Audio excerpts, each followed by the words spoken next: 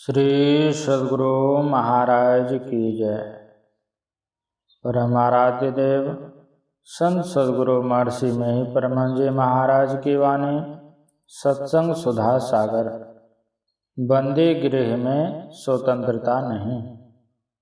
प्यारे लोगों, हम लोगों के सत्संग से ईश्वर भक्ति का प्रचार होता रहता है।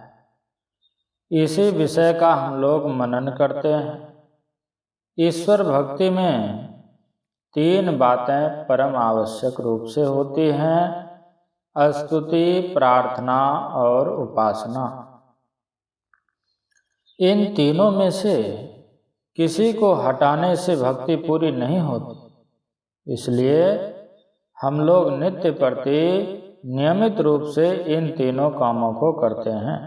संतों के वचनों का पाठ किस उद्देश्य से किया जाता है? यही कि हम लोग जानें कि इस देश में हमारे पहले जो बड़े बड़े साधु संत महात्मा अवतार वगैरह हुए हैं, उनका विचार ईश्वर और उनकी प्राप्ति के विषय में क्या है।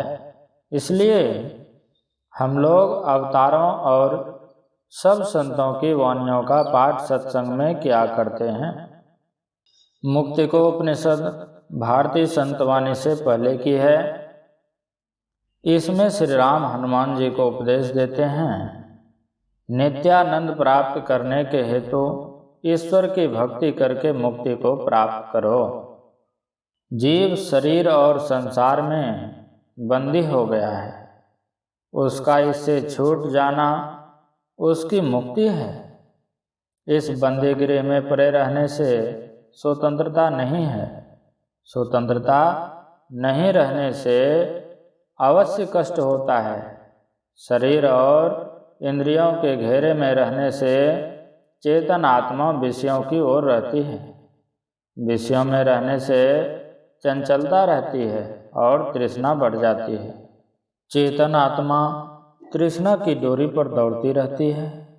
फिर शांति, तृप्ति और मुक्ति कहाँ? इसी शांति, तृप्ति और मुक्ति के लिए कहते हैं कि चित्त की वृत्ति का निरोध करो। शरीर में रहते हुए इसका निरोध होने पर जीवन मुक्ति तथा शरीर छूटने पर विदेह मुक्ति होती है।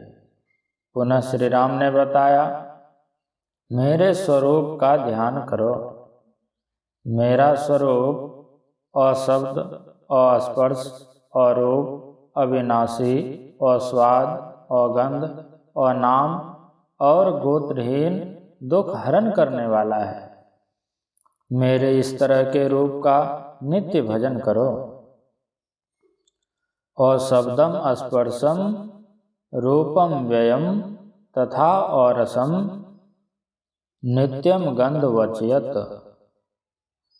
अनाम गोत्रम मम रूपम दृशम भजस्व नित्यम पवनात्म जातिरहन।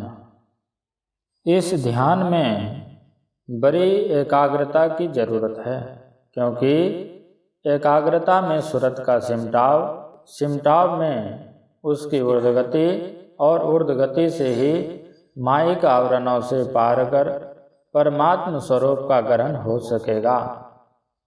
चित्त धर्म निरोध व एकाग्रता के लिए प्राण स्पंदन और वासना, इन दोनों में से किसी एक को रोको। प्राण का हिलना बंद करो तो वासना नष्ट हो जाएगी और वासना रोकने पर प्राण स्पंदन रुक जाएगा। इसके लिए एक तत्व का दृढ़ अभ्यास करो।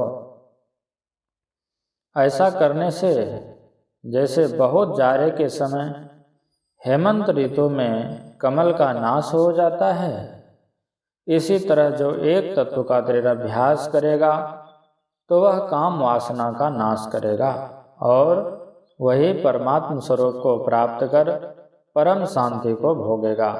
इसके लिए अध्यात्म विद्या की शिक्षा, साधु संग, वासना परित्याग तथा प्राण स्पंदन निरोध, ये 4 बातें आवश्यक हैं। इन 4 बातों को त्याग कर जो हठात ही चित्त वृत्ति का निरोध करना चाहता है, वह इस काम में असफल होता है। जिस प्रकार कमल लाल में बहुत कोमल सूत होते हैं, उसमें मस्त हाथी को नहीं बांध सकते, उसी प्रकार दुराग्रह से मन को नहीं रोक सकते। प्राण स्पंदन निरोध तथा सूरत के पूर्ण सिमटाव के लिए एक बिंदुता प्राप्त करो। मन की एक बिंदुता में एक ही एक का ग्रहण होता है, इसी में ध्यान स्थिर होता है, इसी में ज्ञान की वृद्धि होती है और बढ़ते बढ़ते जहाँ तक बढ़ना चाहिए बढ़ जाता है। इससे मोक्ष मिलेगा, जिसमें एक परमात्मा का स्वरूप ही रह जाता है।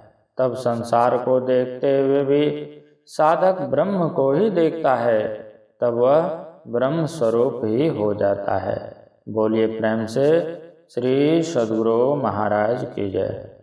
यह प्रवचन बांका जिला मंदार पहाड़ पर श्री कीर्ति नारायण सिंह द्वारा आयोजित दिनांक 31/3/1951 ईस्वी के प्रातःकालीन सत्संग में हुआ था। श्री सद्गुरु महाराज की जय।